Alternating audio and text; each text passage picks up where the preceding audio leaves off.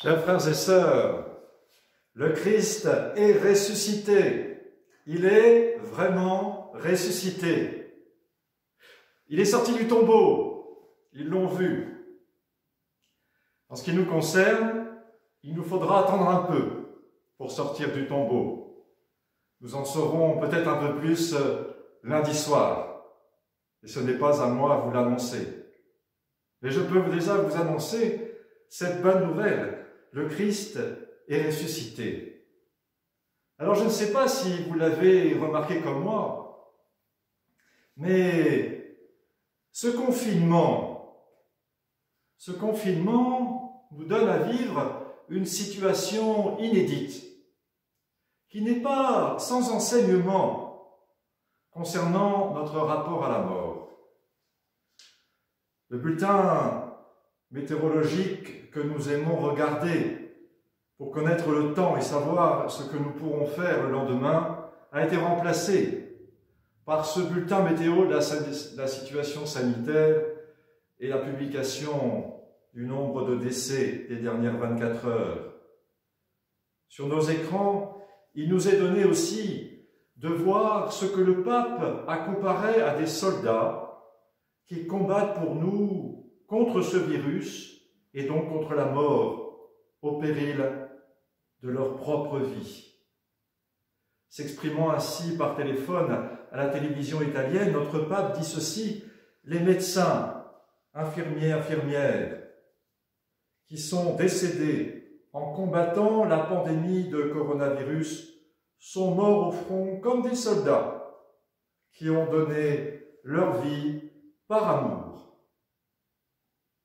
Si, bien heureusement, une grande majorité d'entre nous échapperont à ce virus, nous faisons tous, sans exception, l'expérience d'une certaine mort, celle de devoir rester confinés chez nous, de ne plus pouvoir disposer de notre liberté, d'être séparés les uns des autres, de ne plus pouvoir vivre ensemble, de ne plus pouvoir se rassembler, de ne plus pouvoir aussi, pour nous chrétiens et pour ceux des autres religions, prier ensemble, d'être un peu comme privés de Dieu en ne pouvant plus accéder aux sacrements.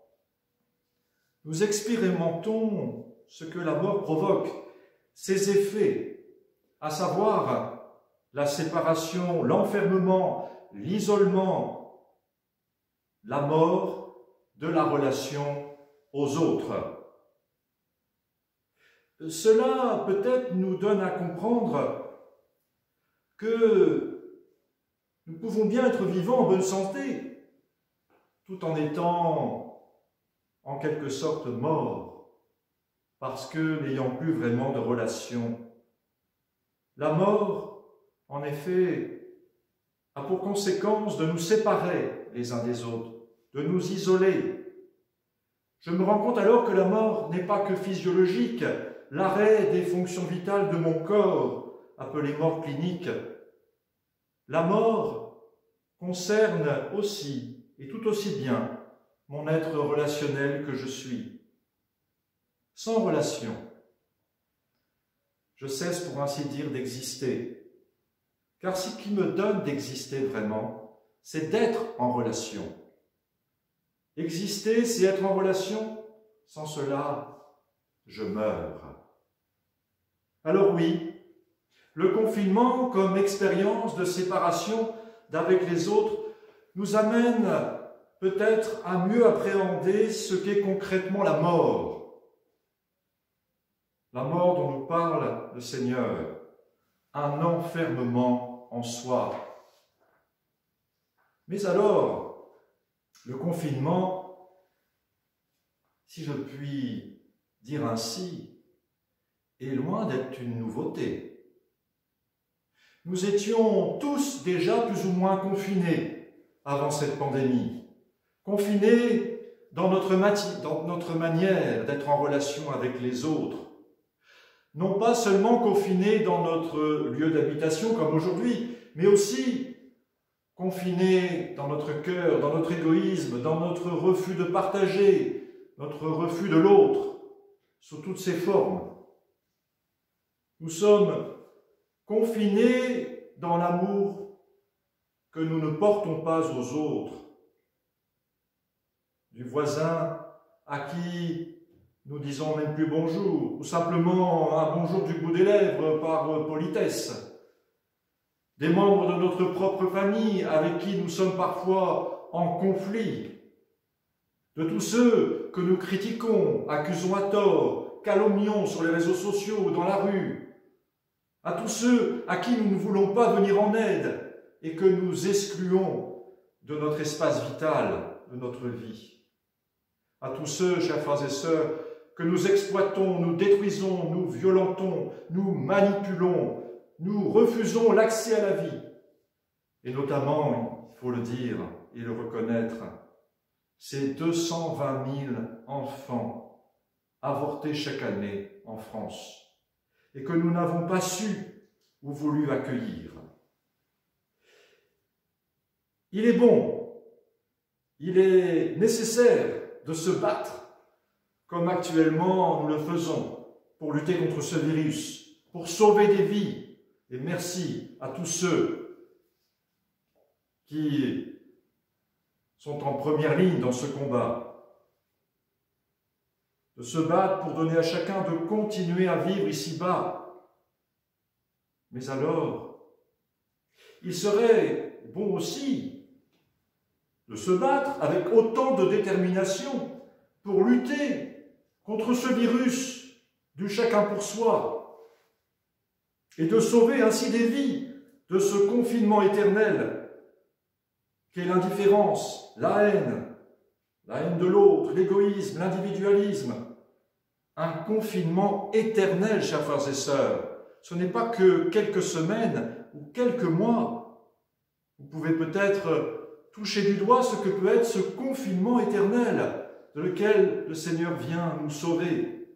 Il est bon donc de déclarer la guerre à ce virus du péché qui ne dit pas son nom et qui tue sans faire de bruit et sans publication de chiffres chaque jour, qui tue l'amour en nous. Ce confinement d'aujourd'hui, nous pourrions nous en servir comme une mise en garde. C'est un signal d'alarme, une alerte, comme la sirène qui retentit avant qu'une catastrophe. Nous aurions atteint, chers frères et sœurs, le niveau de confinement à ne pas dépasser, la ligne rouge à ne pas franchir, la dose mortelle. Il serait urgent de changer, de vivre autrement les uns avec les autres, de vivre un déconfinement dans l'ordre de l'amour, de penser à l'enfant à naître, de penser à la personne âgée, de penser aux pauvres, de penser à tout être humain, sans exception. À penser à cet enfant trisomique qu'on n'en a pas pu accueillir, parce que trisomique. Remarquons, chers frères et sœurs, que Jésus a vécu et a connu lui aussi ce confinement. Toute sa vie, l'homme a tenté de le rejeter, de sa naissance à sa mort, de l'exclure, de le faire mourir, de le mettre au banc des accusés. À sa naissance, il a été confiné dans une grotte, servant d'étable, pour échapper à la fureur meurtrière d'Hérode. Il a dû fuir en Égypte et y rester confiné. Tout au long de sa vie publique, on a tenté de le réduire au silence, de confiner sa parole, de l'exclure du temps, de l'intimider, de l'accuser à tort. Enfin, il a terminé confiné dans un tombeau suite à son confinement cloué sur une croix. Soyons sans crainte, chers frères et sœurs. Ce soir, nous allons fêter la résurrection du Christ. Lui, le Christ, il est vraiment vainqueur de ce confinement. Rappelons-nous, c'est grâce à son amour jusqu'au bout qu'il a éprouvé pour son Père et pour nous qu'il nous offre cette victoire. Mais Rappelons-nous aussi que ce confinement n'est pourtant pas terminé. Il continue en chacun de nous. Regardons bien. Quel espace nous lui accordons dans notre vie? Il est bien souvent relégué dans la chambre du fond, pour que surtout il ne puisse pas accéder à notre centre de décision, à notre comportement. Il est comme confiné dans nos pensées, sans pouvoir accéder à la dimension concrète de notre existence. Aimez-vous les uns les autres comme je vous ai aimé, qui passe par la justice, par le respect de l'autre, par le service, par le respect du plus pauvre et du plus petit. Il n'est pas vraiment autorisé à demeurer chez nous en éclairant notre conscience, en influençant nos décisions, en guidant notre conduite. Il est frappant, chers frères et sœurs, de constater que pour sauver des vies, nous avons été capables, et c'est magnifique, de sacrifier une bonne partie de notre vie relationnelle, de nos activités, de notre liberté. Nous avons su nous arrêter et arrêter une bonne partie de l'économie. Ah bon? Alors, par contre, il ne nous semble pas vraiment nécessaire et primordial pour tout autant sauver des vies, c'est-à-dire pour sauver la vie éternelle, de s'arrêter une fois par jour pour prier, 1 heure par semaine le dimanche. Le jour du dimanche, qui veut dire le jour du Seigneur, et le jour de la résurrection, c'est-à-dire le jour où le Christ nous sauve de la mort éternelle. Et nous ne sommes pas capables de nous arrêter pour cela, alors que nous nous arrêtons pour sauver des vies dans les hôpitaux. Le dimanche, c'est le jour que nous fêtons, où le Christ, par son amour, a remporté une victoire définitive sur ce confinement qu'est la mort et le mal. Et chaque dimanche, il nous offre sa résurrection. Rappelons-nous, il vient nous libérer des confinements de notre semaine et redonner des forces nouvelles pour aller jusqu'au bout de l'amour, comme le Christ lui-même l'a fait. Il ressuscite l'être relationnel d'amour que je suis, que j'ai tendance à faire mourir. Cette crise, chers frères et sœurs, nous fait prendre conscience de l'importance de notre système de santé. Qu'elle nous fasse aussi prendre conscience de l'importance de ce système de santé. Je parle de la santé éternelle, de ce médecin qu'est le Christ, de cet hôpital de campagne qu'est l'Église.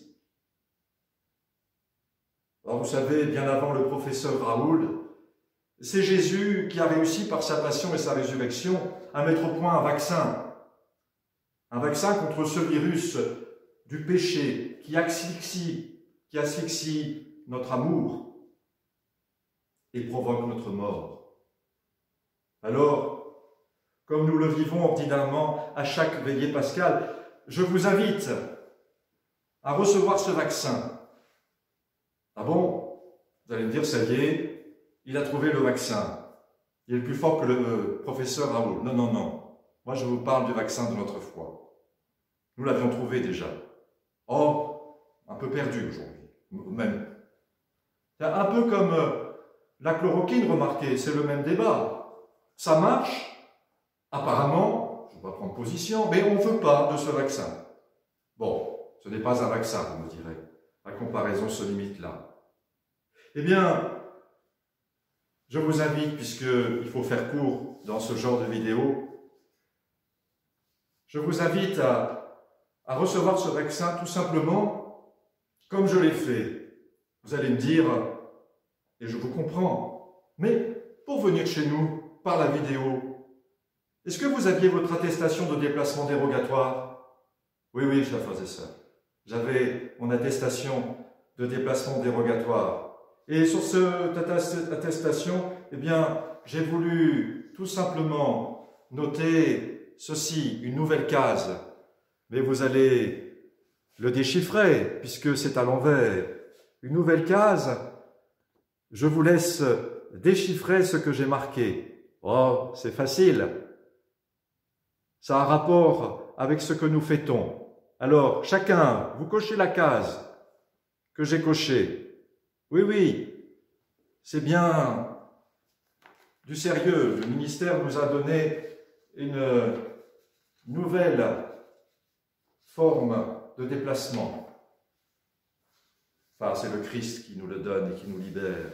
Chers frères et sœurs, même si nous ne pouvons pas célébrer la Pâque ensemble, je vous la souhaite des plus joyeuses. Je vous dis à très bientôt, prenez soin de vous, et nous sommes et nous restons en communion de prière. À très bientôt.